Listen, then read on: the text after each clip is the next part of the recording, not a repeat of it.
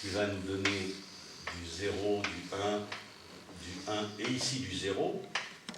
Hein, et je répète que je vous ai donné un moyen de rendre ça plausible pour votre pratique, pour que vous puissiez être quand même un peu plus, que vous ayez les coups des franges pour pouvoir apprendre à compter, à faire de l'algèbre de Boole sans être un ordinateur, sans être obligé de vous transformer en automate, hein, en faisant des mathématiques de Boole. Je vous ai expliqué que le 0 et le 1 ici jouent le rôle, d'ailleurs c'est justement ce que c'est que ce Z2. Ce Z2, c'est Z, l'ensemble de tous les entiers, divisé par l'ensemble des nombres pairs, c'est-à-dire ce qui s'appelle 2Z, c'est un quotient. Si vous quotientez tous les nombres entiers modulo 2, vous allez avoir que des pairs et des impairs. Et du coup, le 0 qui est ici, il est bien éclairé par le fait des impairs, parce que 1 plus 1, c'est-à-dire deux nombres impairs, dans Z, parmi les nombres entiers, quels qu'ils soient, positifs et négatifs, quand vous ajoutez deux nombres impairs, ça donne toujours un nombre pair. Donc, on a mis du temps, hein. Boole, il n'a pas sorti ça tout seul, tout de suite. Enfin, c'est passionnant de lire Boole. Même si Frege gueule, parce qu'il appelle ça les lois de la pensée. Non, il a raison, Frege. C'est pas les lois de la pensée, parce que la logique, c'est pas les lois de la pensée. Frege, il dit, les lois de la pensée, c'est la psychologie. Hein, la pensée au petit bonheur, la chance. Est-ce que ça a des lois? C'est ce que les psychologues essayent de déterminer. Bon. Tandis que lui, Frege, il dit, la logique, c'est les lois de la pensée nécessaire. Hein, ou, tenez, la pensée correcte, vous voyez, c'est une forme d'académisme. Pourquoi? Parce que même il ajoute, hein, qu'il ne s'en cache pas, il pense que la logique c'est une science normative, hein, et que les sciences normatives, elles ne disent pas comment les choses seulement sont, hein, mais elles disent comment les choses devraient être. Donc, vous avez les sciences normatives, hein, c'est pas compliqué, vous avez la morale, la logique et l'esthétique. Et encore, l'esthétique c'est récent. Hein. Ce mot d'esthétique, il vient bien après Kant, c'est dans le 19e hein, que c'est, je crois, comment il s'appelle, le philosophe qui a commencé à faire de l'esthétique. Comment il s'appelle celui-là? C'est Huysmans ou c'est comment il s'appelle? On trouve ça déjà chez Baudelaire. Comment? On trouve ça déjà chez Baudelaire. Oui, mais même avant. Je ne dis pas que c'est le. Non, mais qui a introduit ce mot d'esthétique? Baumgarten. C'est un Allemand. Ouais. Et on est passé de l'esthétique chez Kant, qui est l'espace et le temps, n'est-ce pas, la géométrie d'Euclide, quoi. On passe au domaine des beaux-arts. Ce qui est beaucoup mieux dit par Gilson, qui lui est un thomiste, et quand il écrit, à ce propos, il écrit un traité sur les arts du beau. Bon, c'est mieux de parler des arts du beau. On peut se poser la question, qu'est-ce que c'est justement quelque chose qui est beau? Non? Bon. Mais moi je trouve que c'est mieux de parler d'esthétique. Donc il y a tout ce problème écrasant de l'académisme, du normatif. Je ne dis pas pour autant que la logique est... Justement, ce qui est intéressant en logique, c'est que c'est normatif, effectivement. Hein, mais vous voyez bien que si vous étudiez une logique, vous allez voir que vous avez une logique que tout le monde considère, même quoi, il dit c'est ça comme ça, il dit ça très bien, il dit, en bon américain isolationniste, quoi, il dit, les logiques exotiques sont sans intérêt, la logique canonique classique au sens de Tarski, c'est celle qui est la plus simple et la plus élégante. Bon.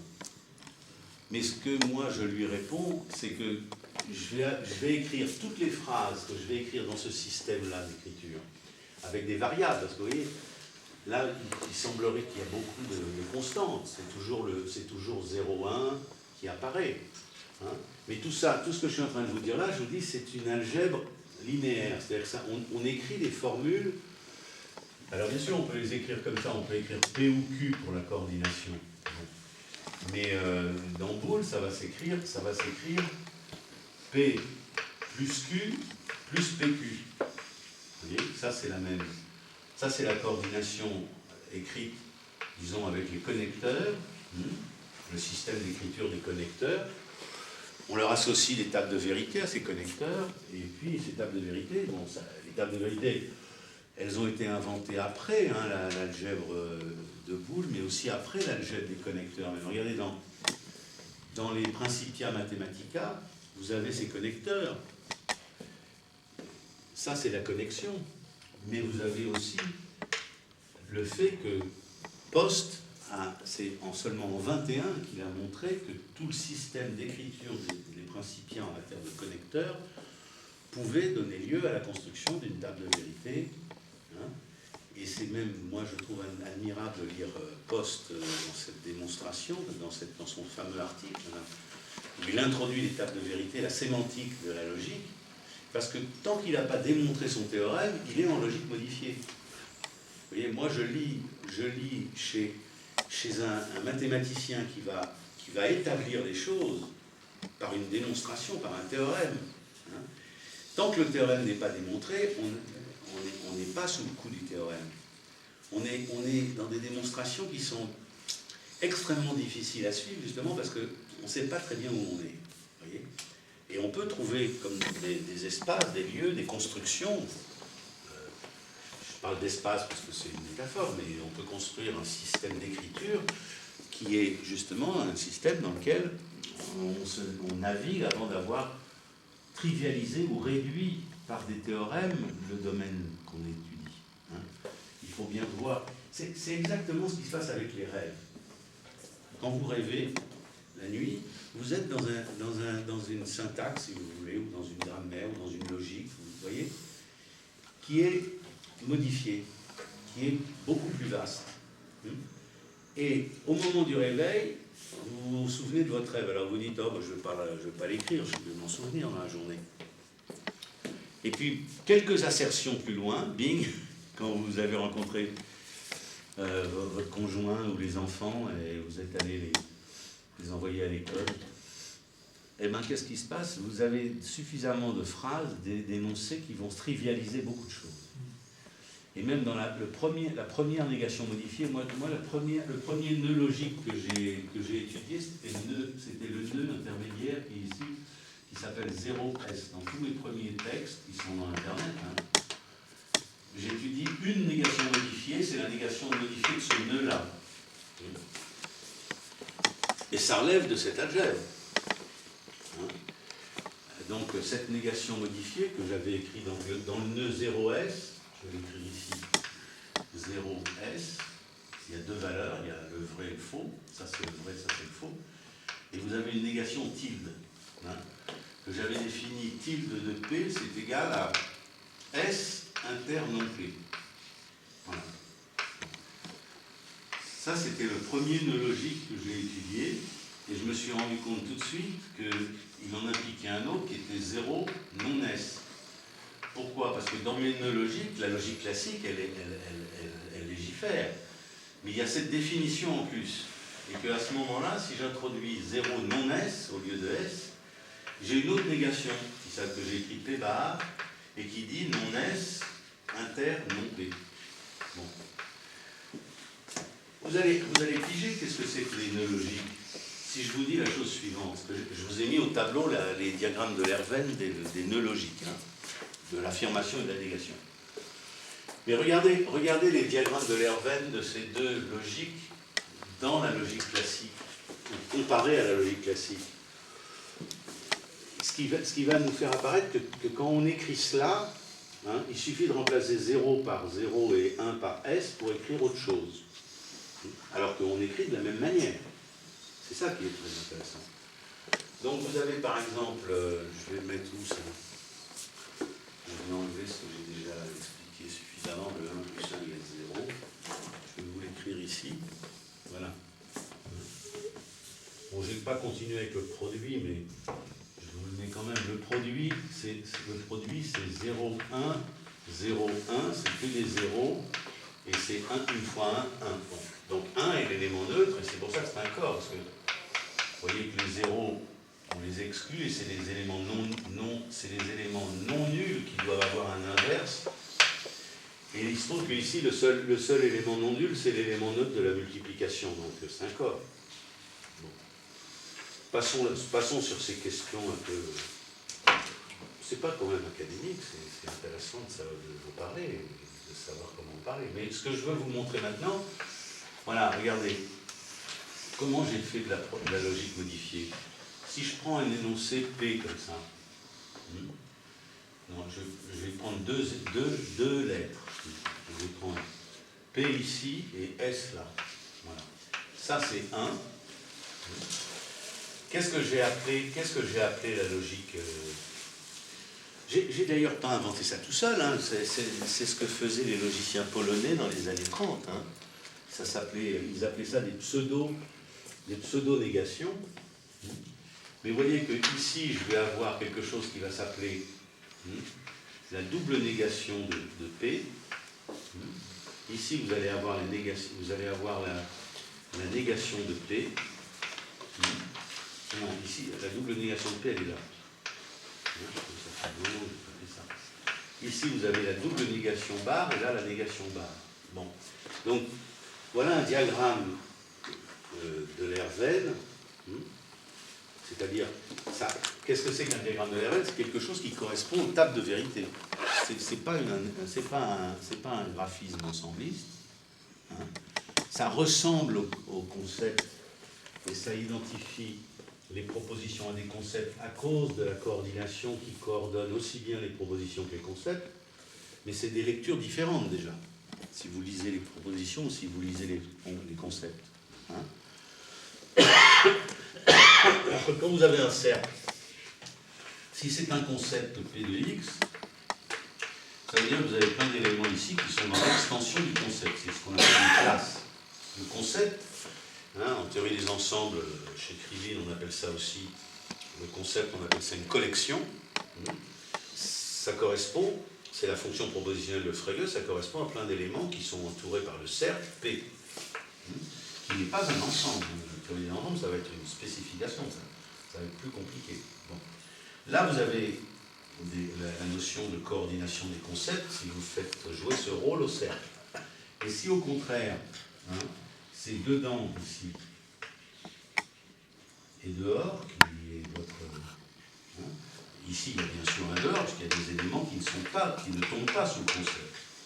Si vous avez un dedans et un dehors, vous avez ici une proposition P. Hein, et dans le dedans, c'est P, et dans le dehors, c'est non P. Ce qui se traduit dans les diagrammes de Lerven par des choses, par des hachures. Et là, vous allez voir apparaître les difficultés de la logique. Et toute cette logique qui est formidable, parce qu'elle est très instructive pour ce qui est du sujet que nous étudions dans notre propre cas quand on fait sa psychanalyse. C'est-à-dire qu'il ne s'agit pas d'étudier ça chez les autres, hein. Ce n'est pas de la psychologie. C'est de voir quelles sont les difficultés que nous avons avec ça. Comment est-ce qu'on va dessiner le diagramme de P, hein, je vous l'ai déjà montré. On va assurer ce qui est non P. Et je vous dis que l'affirmation et la négation, ne croyez pas qu'il s'agisse d'une simple complémentarité ensembliste. C'est que la complémentarité ensembliste qui apparaît là, hein, par exemple ici pour non P, vous voyez, ici vous avez P, ici vous avez 1, et ici vous avez le diagramme de non P. Ça c'est non P. Pourquoi? Parce que la table de vérité de P, hein, c'est que vous avez 0 et 1 ici. Ça veut dire que ici vous avez 0, c'est dehors, et 1, c'est dedans. Et ici vous avez P, hein, sa table de vérité, quand P est faux, c'est faux, et quand P est vrai, c'est vrai.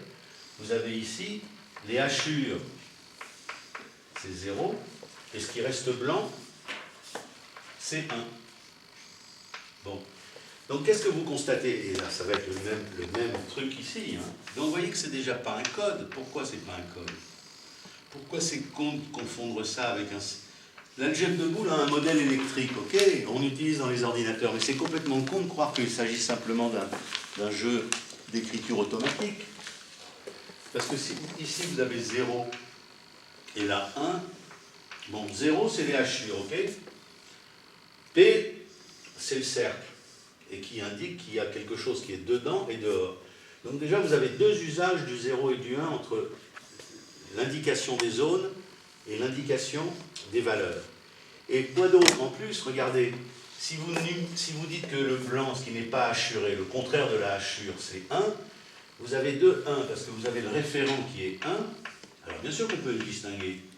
Ça va être même toute la question de l'énonciation. Hein. Ce qui est tautologique, ce qui peut se dire, ce qui est correct, c'est de parler, c'est d'énoncer que des énoncés vrais. C'est d'ailleurs, vous voyez, c'est parce que moi je suis un mauvais élève. C'est que les profs de maths que nous avons eus, en général, ils sont incapables d'écrire au tableau des choses fausses. Ils écrivent que des choses qui sont dans leur cours éprouvées. Mais il est un fait, si vous voulez, que c'est un exercice. Ce sont 2 exercices différents, hein, de lecture, que de considérer que le 1, c'est le référent. Hein. C'est-à-dire que si vous faites l'union de P et de non-P, vous allez bien voir ça.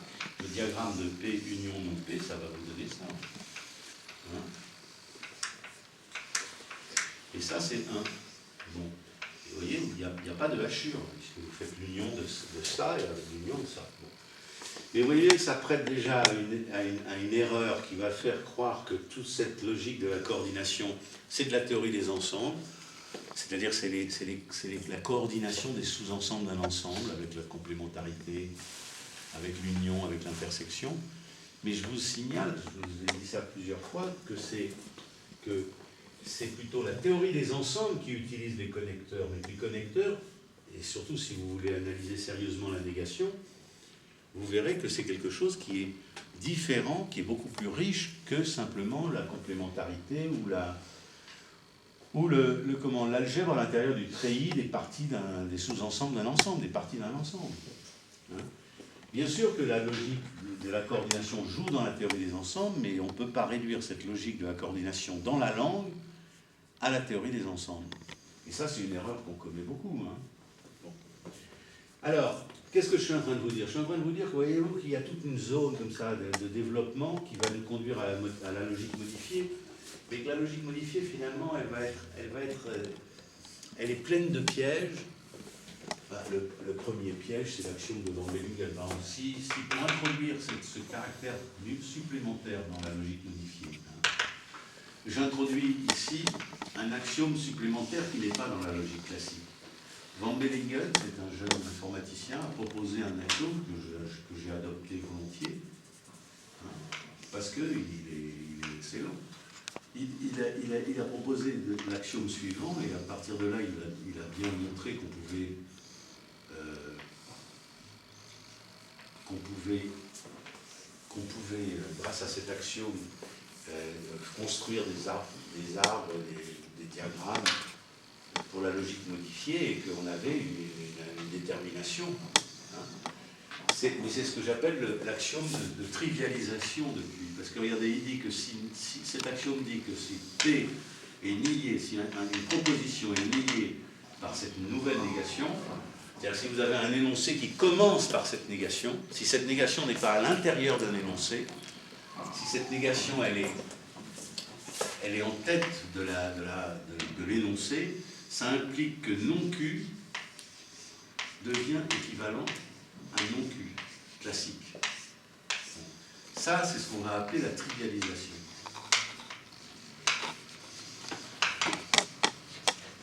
Ça veut dire quoi?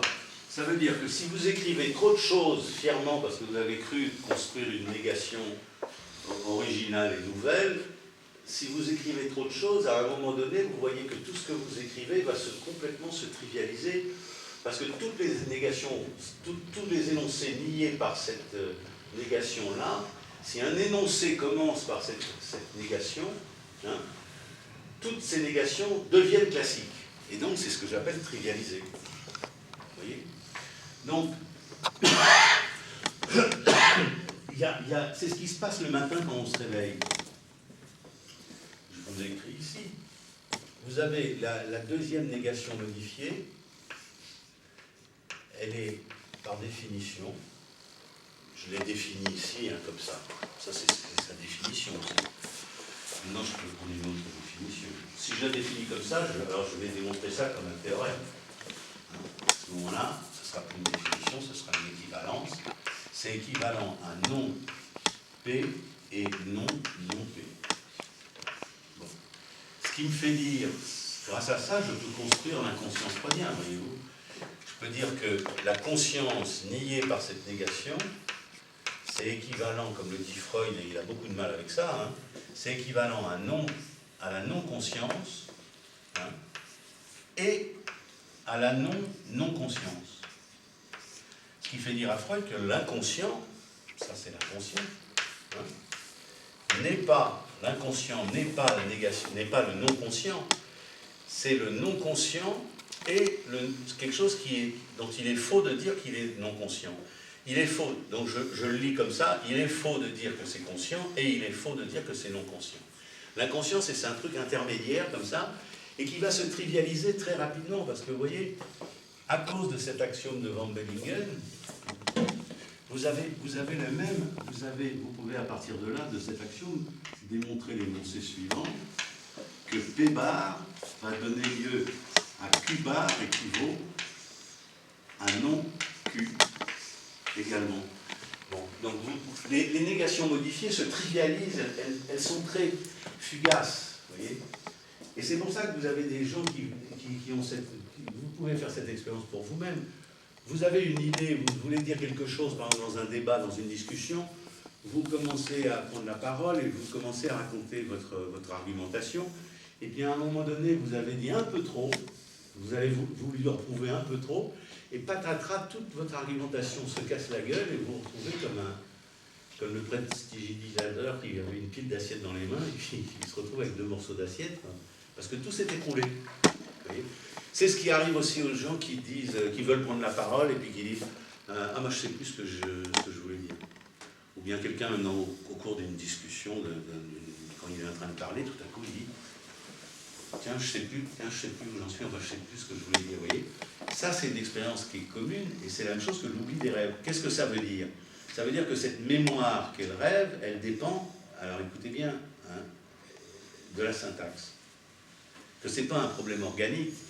C'est même, ça, si vous voulez, c'est plus précis que ce que pouvait dire Bergson, parce que Bergson a dit une des rares choses intéressantes qu'il a dit sur la mémoire, mais il a écrit Matière et Mémoire, hein, quand même. Et le principal de son livre Matière et Mémoire, que Lacan nous conseille, il dit on ne peut pas parler de la mémoire si on n'a pas lu Bergson, Matière et Mémoire. Hein. Et c'est pas du Deleuze, c'est pas du Vitalisme, alors qu'il est vitaliste, hein, Bergson. Mais il se trouve que Bergson, dans Matière et Mémoire, il a bien vu, il dit on ne peut pas parler de la mémoire, faire un commentaire de ce qu'est la mémoire, sans tenir compte du témoignage du sujet. Vous voyez, ça c'est une chose que les psychanalystes pourraient quand même un peu intégrer. On ne peut pas parler de l'inconscient comme ça, ça n'a aucun intérêt de parler de l'inconscient de l'autre ou de la mémoire de l'autre, comme si c'était justement une question purement mécanique ou organique. Il s'agit de quelque chose qui est syntaxique, discursif, qui relève de la langue, du symbolique, c'est-à-dire du langage, ou si vous préférez, des langues parlées et des systèmes d'écriture silencieux, et que tout ça forme un ensemble que moi j'appelle symbolique, le symbolique. J'évite le mot langage parce que je suis opposé à l'idée qu'on dise, sur le modèle des langues, qu'il y a des langages. Je trouve que c'est une catastrophe, c'est complètement stupide. Il y a des langues, ok, il y a des langues très diverses, hein, en quantité, et vous avez des systèmes d'écriture, diverses aussi, qui sont pour écrire la langue ou pour écrire autre chose, jusqu'aux mathématiques qui écrivent en silence, n'est-ce pas, qui ne sont pas... vous voyez bien que quelqu'un qui vous demande comment est-ce qu'on verbalise, comment est-ce qu'on vocalise une formule de mathématiques, quelqu'un à qui vous allez dire ça se lit, quel que soit x, 2x égale 0, c'est pas en ayant vocalisé que vous allez faire des mathématiques et de la logique. Donc qu'est-ce que c'est que l'effectivité du calcul silencieux, hein? Et alors c'est là qu'on va passer de la logique, qui est déjà un lieu, à mon avis, formidable de modification, de réflexion, pour faire la différence entre parler et écrire. Et là, Lacan il va nous entraîner à partir de ces nœuds logiques. Bon, je vous dis, avec ces nœuds logiques, vous pouvez traiter, d'abord l'inconscient freudien, l'inconscient. Vous pouvez réfléchir à cette question. Moi, j'ai écrit ça, la construction de l'inconscient avec la logique modifiée, j'ai écrit ça dans un texte qui s'appelle Eros et Psyché. Dans ma page. Eros et Psyché, c'est comment écrire la formule de Tarski pour définir l'inconscient. C'est-à-dire, en logique, dans un nœud logique, vous avez la formule suivante. Là, elle est beaucoup plus sophistiquée que celle que j'ai écrite ici. Vous avez phi u v d'un énoncé P est équivalent dans le nœud logique UV à V, et c'est équivalent dans le nœud logique UV à... Ah non, ça, pour l'inconscient, ce serait donc phi de non P, voilà, phi de non P qui serait équivalent ici à la négation pour deux autres lettres, ici c'est UV, une négation de U'V', de V, de 1, on va mettre 1, ça va être V', et puis équivalent UV de psi, de non psi, alors là c'est U seconde, V seconde, de P. Ça veut dire quoi, ça? Ça veut dire, oui, c'est fait sur le modèle de la neige est blanche est vraie si et seulement si la neige est blanche. La formule de la vérité de Tarski. Donc, phi est équivalent au faux, c'est équivalent à non-phi. Ça, c'est l'objection que fait Wundt à Freud. Il lui dit, on ne peut pas parler de l'inconscient, parce que si l'inconscient, c'est équivalent au non-conscient, alors c'est du non-psychisme. Le psychisme inconscient équivalent à du non-psychisme, le psychisme inconscient équivalent au non-conscient, ça équivaut à du non-psychisme. Eh bien, ce que ne voit pas Wundt, justement, c'est qu'on peut changer ici les négations modifiées, les prendre dans un autre nœud, qui n'est pas le même nœud que dans lequel on est en train d'écrire toute la phrase. Ce qui se fait en logique, en général. Wundt, il ne pouvait pas imaginer des choses comme ça. Vous voyez ? Donc, ça confirme que Freud a raison de maintenir que si on n'en a pas la pratique, qui est une pratique pour Freud de langue parlée, puisqu'il analyse les rêves dans la langue parlée, vous voyez, c'est comme l'apprentissage des langues. On commence par la langue parlée. Et c'est beaucoup plus tard qu'on introduira de l'écriture. Et on a fait des mathématiques beaucoup plus tard. On a d'abord écrit la langue. Bon.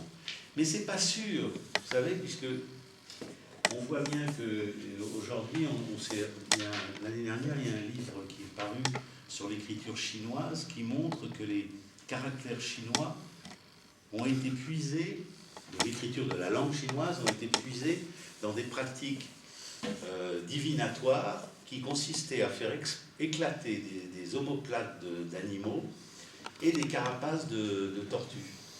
Et que c'était avec une pointe brûlante, on chauffait la carapace ou l'omoplate, et il éclatait, et on voit apparaître les traits qu'on va retrouver dans l'écriture du chinois, dans l'écriture des caractères de la langue chinoise.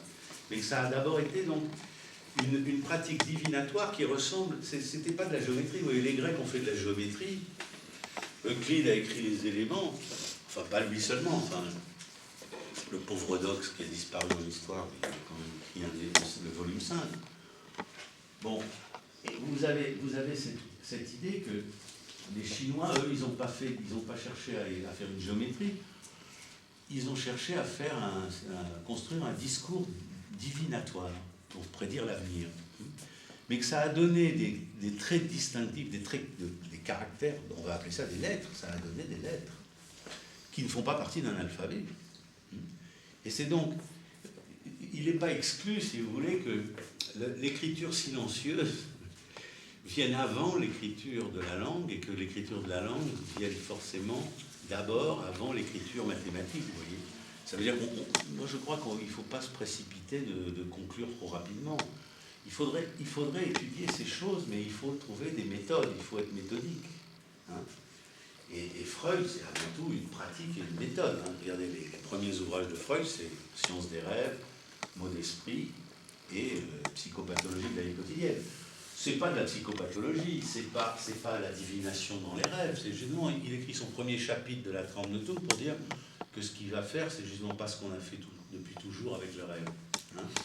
Lacan, il dit même, quand il dit un retour de vacances, il dit qu'il a passé l'été à lire la trempe de tout de la première phrase, la première page à la dernière, ce qui prouve qu'avant il ne l'avait pas fait. Donc il lisait Freud, mais il lisait Freud comme nous, comme tout le monde. Il lisait une page sur 10, et puis ensuite il le relisait, il lisait les autres pages qui étaient 1 sur 8, ou bon, il lisait ce qu'il pouvait, et il lisait bien, puisqu'il a quand même sorti pas mal de trucs. Mais le problème, c'est qu'à un moment, il s'est dit, tiens, je vais lire la trempe de tout de la première page à la dernière, pour voir. Et alors, et Lacan fait des observations, justement, sur cette lecture de la science des rêves. Il dit que le premier chapitre, c'est pas très intéressant, il a raison, c'est un peu anthropologique. Mais ce qui est important, surtout, c'est de voir qu'avant Freud, on n'a jamais été jusqu'au schéma en peine, vous voyez, dans le chapitre 7. C'est-à-dire qu'on n'est jamais... Freud, il voulait rentrer là-dedans. Bon, mais il ne connaissait pas la logique. Le jour où Brentano, quand il est allé à un cours de Brentano, il a appris que les logiciens avaient inventé un caractère comme le caractère de la négation. Le jour où il a appris que ça c'était la négation, que ça c'était le concept, c'était la fonction propositionnelle de Frege, et que ça c'était le compteur existentiel, il a écrit son article sur la négation. Les lacaniens, ils se grattent la tête, il faut le traduire comment? C'est la négation, la dénégation, parce que ça commence par une charmante histoire de dénégation. Bon. Mais le problème, c'est que c'est de voir que Freud, quand il a appris qu'il y avait des caractères d'écriture qui rentraient dans le discours scientifique avec les logiciens, grâce à Brentano, hein, son article qui s'appelle Vernenum, la négation, hein, eh bien, vous voyez qu'ici, il a profité de la négation classique pour parler de l'inconscient. Hein. Le label de l'inconscient, c'est la négation. Là, il a choisi, il a bien vu que la fonction propositionnelle de Frege, ça permettait d'écrire le principe du plaisir. Hein. D'accord. Et ça, il l'avait déjà fait dans l'esquisse. Comment il le voyait, ça? Hein. Il dit que le nourrisson qui tourne la tête pour chercher le sein, que l'objet qui vient à la place du X, c'est le sein, que le nourrisson, il cherche en bougeant la tête, il s'agit d'un prédicat, c'est-à-dire d'une fonction propositionnelle qui cherche l'objet, qui cherche son objet. Ça, c'est dans l'esquisse déjà, donc, à l'époque, avant l'écriture de la trempe de tout. Et dans la négation, il reprend la même chose, et puis là, vous voyez qu'ici, il va parler du principe de réalité. C'est quoi le principe de réalité? C'est le principe de la fuite. Hein. Quelque chose existe dans le monde si je peux le fuir. Si j'ai ma main qui brûle, c'est simple le principe de réalité. Hein. Si j'ai ma main qui brûle, j'ai intérêt à la changer de place.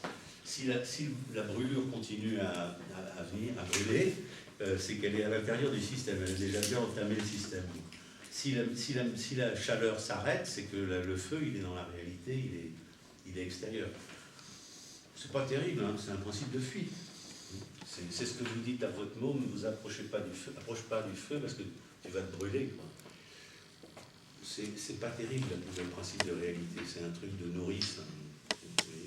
C'est bon pour comment il s'appelle, finalement, le monde sans limite, le père qui doit donner des limites, qui dit à l'enfant, la fonction paternelle c'est mets pas tes mains dans le feu, tu vas te brûler.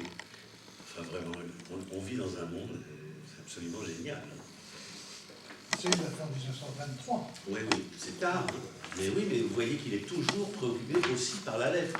Bien sûr que c'est le signifiant joue un rôle fondamental. Dès le trauma, ça rentre par les oreilles. Dans l'incorporation, ça rentre par les oreilles. Le symbolique, la langue dans le corps.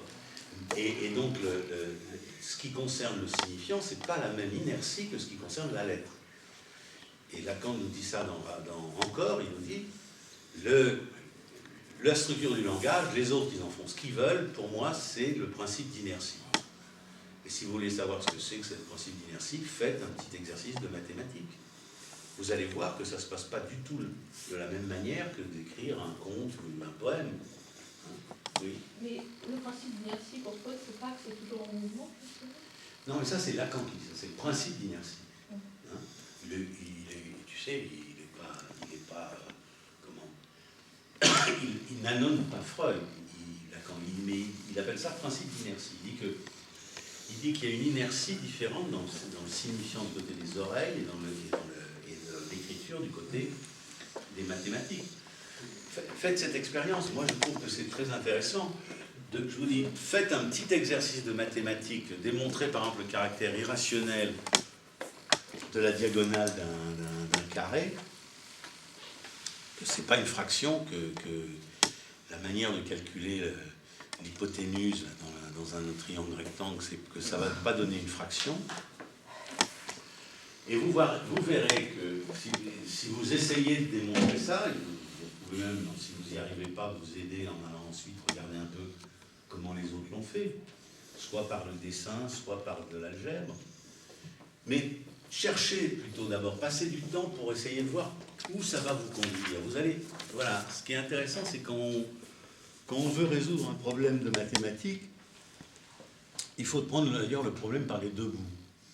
Ça, c'est une chose qu'on devrait apprendre dans la psychanalyse. On ne peut pas résoudre un problème de mathématiques en ayant des hypothèses, comme dans un exercice en classe. On vous donne un exercice, on vous donne un énoncé de l'exercice, et puis vous allez décliner ça. C'est si vous avez bien appris le cours et vous avez pigé pourquoi le prof propose cet exercice. Il veut vous faire faire un truc qu'il a montré dans le cours. Mais sinon, vous voyez bien que pour résoudre un problème de mathématiques, il faut commencer par considérer que vous prenez les données du problème et que vous ne voyez pas où est la solution. Et puis en même temps, ce que j'appelle prendre le truc par les deux bouts, c'est que vous imaginez des solutions et puis vous les testez, vous essayez de les faire fonctionner et vous apercevez que c'est pas ça. Bon. Mais en prenant comme ça alternativement le problème comme à résoudre et comme résolu, hein, dans les deux cas, ça ne marche pas, vous êtes arrêté. Mais petit à petit, vous approchez, vous voyez, les deux choses se rejoignent. Bon. Et à un moment, vous allez, après des errances, après des détours, vous allez trouver une réponse. Bon. Et oubliez ça pendant 3 ans. Et recommencer à démontrer le même truc et à résoudre le même exercice 3 ans plus tard. Hein. Vous voyez, moi je prends des problèmes scolaires de terminale, comme ça.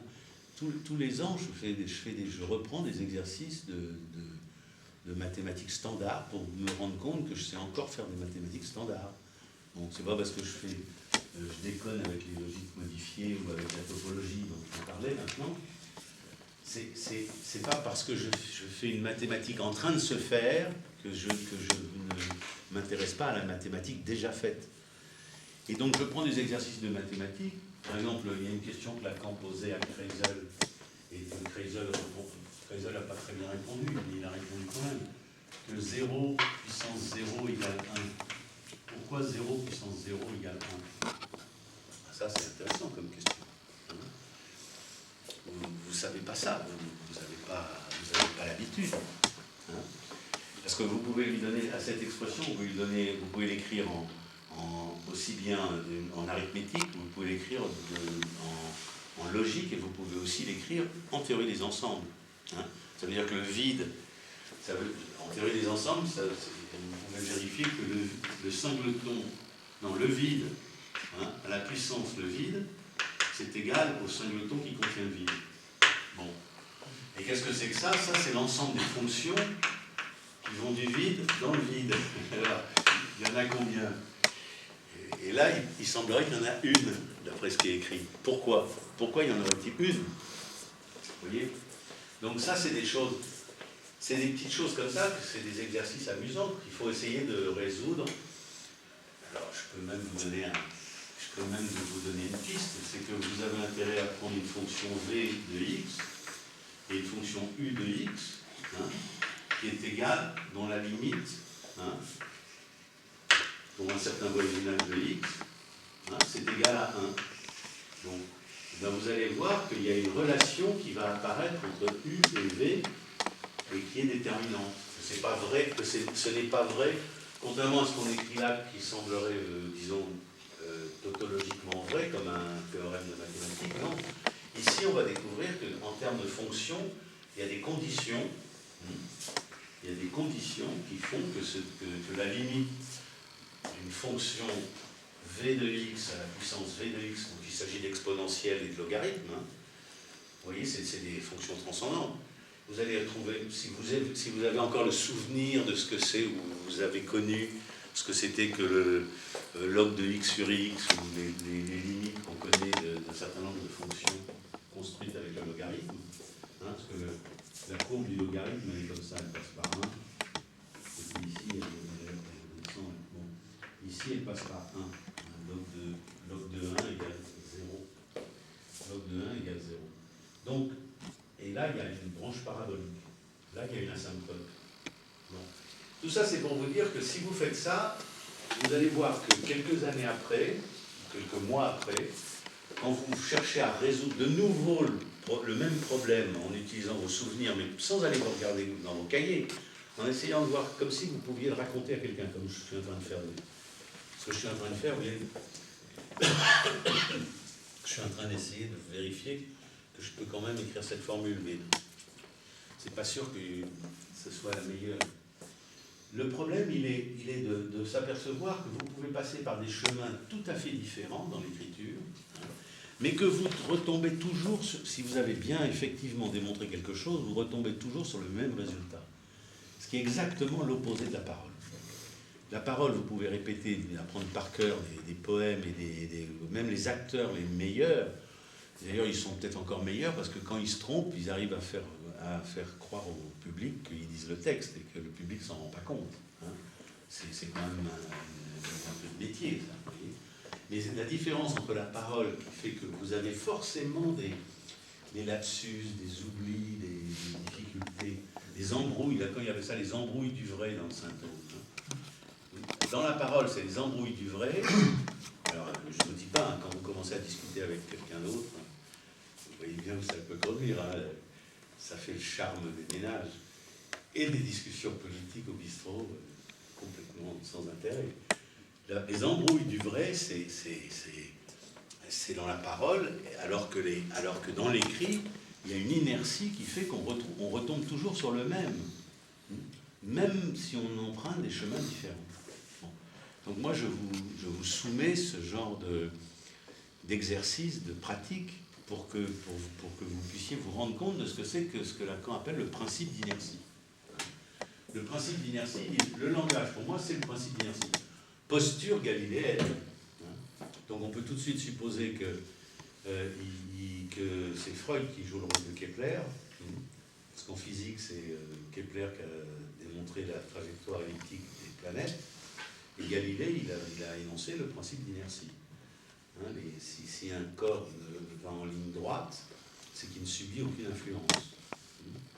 Donc, conclusion du syllogisme Kepler-Galilée, c'est quoi? C'est Newton. C'est si les trajectoires sont elliptiques et que le principe, j'applique à ça le principe d'inertie, comme c'est pas une trajectoire en ligne droite, donc il y a une influence, donc il y a une gravitation, donc je sors de ma poche, hop, la formule de la gravitation linéaire, qui est pas mal vue, hein, c'est l'expansion de la chaleur autour d'une bougie ou d'un feu de bois en fonction d'une sphère.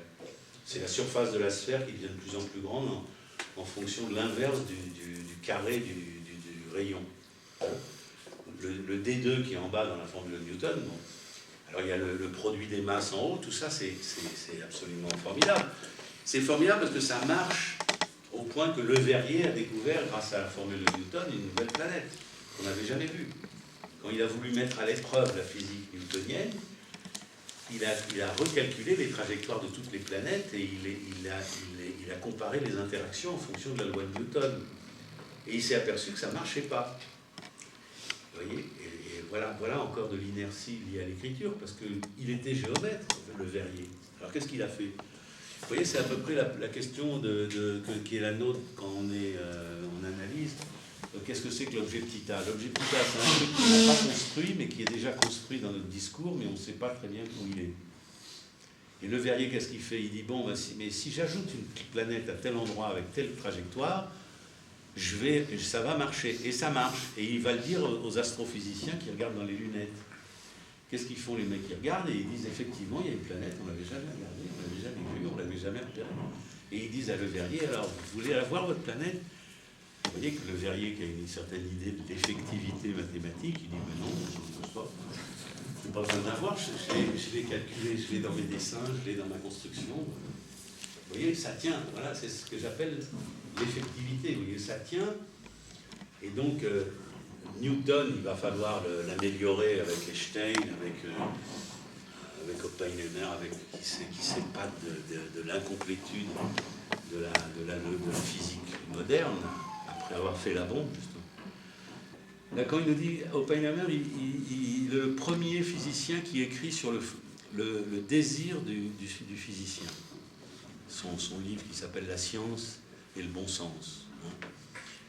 Mais il parle de complémentarité. Moi, je pense qu'il faut mieux parler de supplémentarité, que la mécanique quantique et la mécanique ondulatoire, elles sont supplémentaires, mais pas complémentaires, puisque justement, elles ne forment pas un tout. Elles ne se complètent pas. Vous voyez, cette idée de complétude, c'est ensembliste, ça. C'est ensembliste, et l'écriture ensembliste, elle est déjà très élaborée, elle a beaucoup de régularité. C'est même quasiment une autoroute. Hein.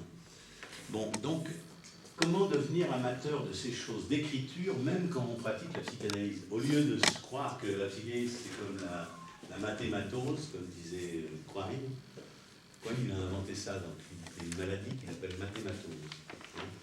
Ça consiste à croire que pour faire des mathématiques, il suffit de s'allonger au soleil à côté d'une piscine, en maillot de bain, avec une vodka orange, et puis d'être là, d'attendre que ça vienne. Vous voyez, ça descend. Je trouve qu'il y a un défaut quand même dans la procédure freudienne, si vous voulez. C'est qu'on ne sait plus très bien pourquoi on utilise le divan. Hein. Parce que Lacan, il dit ça comme ça dans la chose freudienne, il dit qu'il continuera à avoir un divan dans son cabinet pour amuser la mauvaise foi.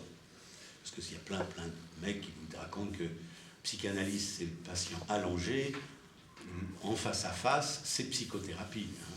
C'est pas du pur, quoi. C'est pas du vrai, c'est pas de la psychanalyse. Ce qui est complètement crétin, si on se dit pas, mais pourquoi? Hein. Et vous avez une très belle phrase de Lacan qui dit pourquoi dans la direction de la cure. Hein. Il dit, quand on a fait suffisamment d'entretiens préliminaires, qu'on est bien d'accord avec le patient, qu'il ne s'agit pas dans la psychanalyse d'un rapport du moi au monde, mais du sujet au langage, alors on peut lui refuser un regard. Voilà une indication qui peut paraître très littéraire, mais personne ne s'inquiète de cette définition que Lacan nous donne du moment où on peut, disons, au lieu de faire des crocs en jambes à des gens, des prises de judo pour les foutre allongés sur un divan, pour avoir l'air d'un psychanalyste, parce que j'ai plein d'analysants allongés, alors je suis un vrai. C'est complètement crétin. Le problème, c'est qu'il faudrait se poser la question pourquoi, n'est-ce pas? Et Freud, la première raison qu'il donnait, d'ailleurs, elle est très modeste. Hein. Il dit, moi, je ne supportais pas le regard toute la journée des patients, et je préférais allonger, utiliser le divan que j'avais utilisé pour l'hypnose, j'ai fait comme ça. Bon. Or, la psychanalyse, avec Freud et avec Lacan, ne sont pas des rituels. Mais Lacan, il peut être un peu trompeur, parce qu'il a quand même toléré beaucoup de choses de la réaction thérapeutique négative. Bon, il a inventé les séances courtes, on en veut, mais on lui a reproché, il fallait les faire de 45 minutes ou de 55 minutes. Mais Lacan, il a laissé énormément ses analysants et tout le monde faire un peu tout ce qu'il voulait. Et lui, il passait son temps dans son cabinet à faire des privés jokes. C'était quand même passionnant, la vie. Hein, il passait l'après-midi comme ça à avancer vers la salle d'attente. Où il y avait deux salles d'attente. Il y avait la bibliothèque et puis la petite salle d'attente à l'entrée. Il y avait deux portes pour rentrer par une porte, près de la porte d'entrée de l'appartement, puis il y avait une porte pour aller dans le cabinet de Lacan et dans la salle à manger qui était le carrefour. Il arrivait à pas feutrer comme ça. Il avait laissé la porte de la salle d'attente à entrebâillée, et puis à un moment donné, en silence comme ça, tout à coup, hop, il passait la tête comme un diable qui sortait d'une boîte. Tout le monde sautait. Et là, il faisait comme ça, vous là, pof, venez. Horrible. Et bien les gens, ils subissaient tout ça. Pourquoi Parce qu'ils voulaient être membres de l'école de Lacan, ils voulaient être psychanalystes, ils croyaient. Ils disaient à tout Paris qu'ils étaient en contrôle chez Lacan et ils étaient prêts à supporter n'importe quoi. Mais faire une analyse, on n'en sait rien. On n'en sait rien. Et donc, moi, je ne reproche absolument rien à personne, n'est-ce pas? Mais je pense qu'il faudrait quand même ne pas entretenir quand même une telle rigolade. Parce que ce que je veux dire, c'est que Lacan, il est fondé de faire ça, puisque lui, il nous explique qu'est-ce que c'est que les entretiens préliminaires, à quel moment on commence à faire une analyse. Et que moi, j'en ai déduit, par son texte, par exemple, la causalité psychique, son texte sur la causalité psychique, ses propos sur la causalité psychique, j'en ai déduit, n'est-ce pas, qu'il ne faut pas laisser, disons, soutenir le désir d'analyse d'un sujet, n'est-ce pas, qui est fou.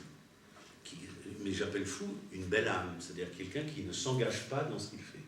Donc tous ceux qui viennent voir l'analyse pour demander de l'aide, du secours, je ne sais quoi, ou qu'on fasse quelque chose pour eux, eh ben, il faut discuter avec eux suffisamment longtemps pour que, ou ils s'en aillent, ou bien ils accèdent à cette remarque que fait Lacan.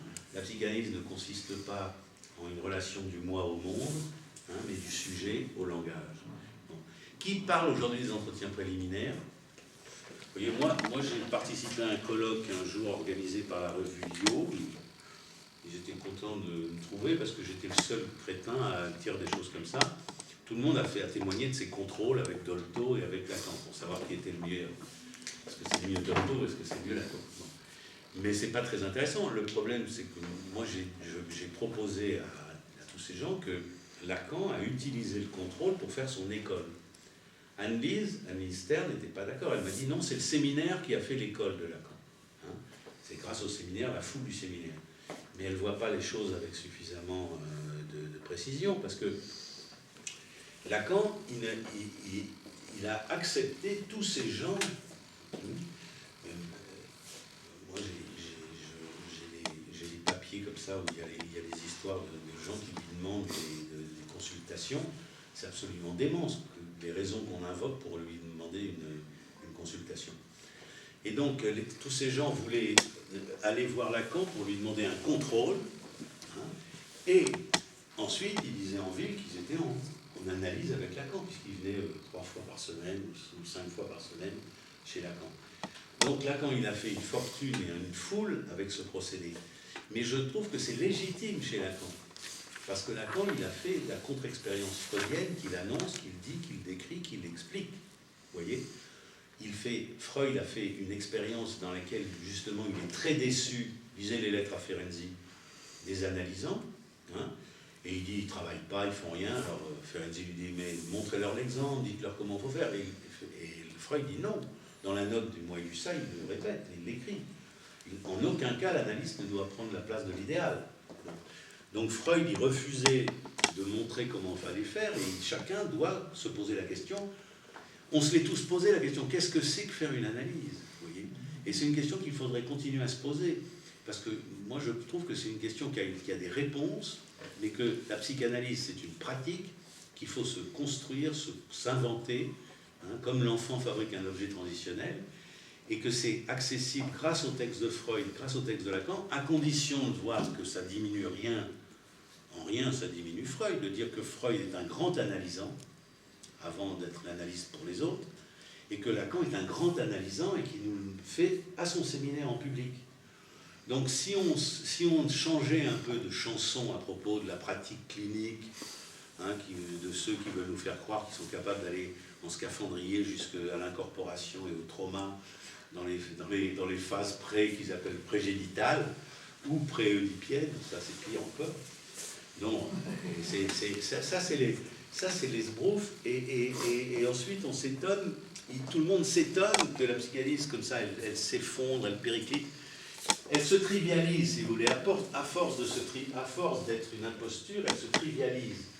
Donc, moi, je prétends que c'est... Alors, pourquoi je peux tenir ce type de discours aujourd'hui et dire ces choses-là? Je ne m'en prends à personne nominalement. Je pense qu'il devrait être, au contraire, plus modeste et réfléchir un peu. Et je pense que c'est grave, qu'ils ont une responsabilité très grave, mais je n'attaquerai personne, aucune école, ni rien. Bon. Pourquoi? Mais parce que, rendez-vous compte, j'ai trouvé un texte magnifique dans l'introduction à la lecture de Hegel de Kojève. Que je vous conseille la lecture de ce petit texte. C'est une conférence que Kojève a donnée, après ces leçons sur Hegel. C'est le cours de l'année 34-35. C'est texte intégral des conférences 6 à 9 du cours de l'année 34-35. Ça s'appelle La dialectique du réel et la méthode phénoménologique chez Hegel. Mais de quoi s'agit-il? Qu'est-ce que la dialectique d'après Hegel? Lisez ça, lisez, vous allez avoir tout ce que je vous raconte sur le trauma, l'incorporation, le narcissisme, l'Oedipe, la découverte de la castration par l'enfant, la différence entre les garçons et les filles, le fait qu'il va y avoir des sujets qui vont rester des garçons et d'autres qui vont devenir des femmes, les difficultés que rencontrent les uns et les autres. Et on ne parle plus de tout ça parce qu'on est incapable de parler de ça avec les adolescents. Au moment où la libido, la théorie sexuelle infantile qui a été refoulée au moment de la découverte de la castration, ça revient à l'adolescence. Vous voyez, ça revient comment? Chez les garçons, ça revient dans les cauchemars. Et c'est pour ça qu'ils se mettent en bande, qu'ils se mettent en équipe. Parce qu'ils sont gentils, et ils peuvent en parler à personne, c'est tellement horrible. De massacrer des corps dans le sang et la merde. Vous voyez, à qui ils vont aller dire ça? À leur papa ou à leur maman? Les enfants, ils vont tout de suite les emmener chez le docteur. Donc ils ne peuvent pas en parler. Ils n'en parlent même pas aux copains, mais comme ils sont tous liés par ce secret, ils se mettent ensemble, et Lacan en parle dans le séminaire de ça, ils se mettent ensemble pour faire comme dans les équipes de rugby, vous savez, ça s'appelle la mêlée. On se tient par les épaules pour repousser l'adversaire. Et les bourgeois, quand ils les voient nombreux, comme ça, ces petits gars, eh bien, qu'est-ce qui se passe? C'est comme dans je ne sais pas comment ça s'appelait le film avec Marlon Brando, avec les motos, là, ça s'appelait L'équipée sauvage ou un truc comme ça. Vous voyez, tout le monde a peur et ça finit par un meurtre. Donc, tout le monde a peur parce que c'est le nombre qui fait peur. Si vous prenez les choses par le côté collectif et numérique, vous êtes foutus. Ils ont eux-mêmes, ils essayent d'être gentils. Et vous avez même une chose terrible. Quand il y en a un qui réussit à aller avec une fille, tous les autres se moquent de lui en disant « Ouais, il est une fille, il va avec les filles. » Vous voyez, c'est d'une méchanceté incroyable. Alors que les filles, elles, c'est beaucoup plus refoulé tout ça. Elles arrivent à avoir un alter ego, une copine, une bonne copine, elles marchent par deux. Vous voyez? Bon, alors, je ne vous dis pas, il y a aussi des garçons qui peuvent avoir un bon copain, pourquoi pas, et puis ils ne sont pas obligatoirement, on ne va pas les taxer tout de suite d'homosexuels, mais enfin, il y a toutes les variations, ce n'est pas une question de différence des sexes, quel que soit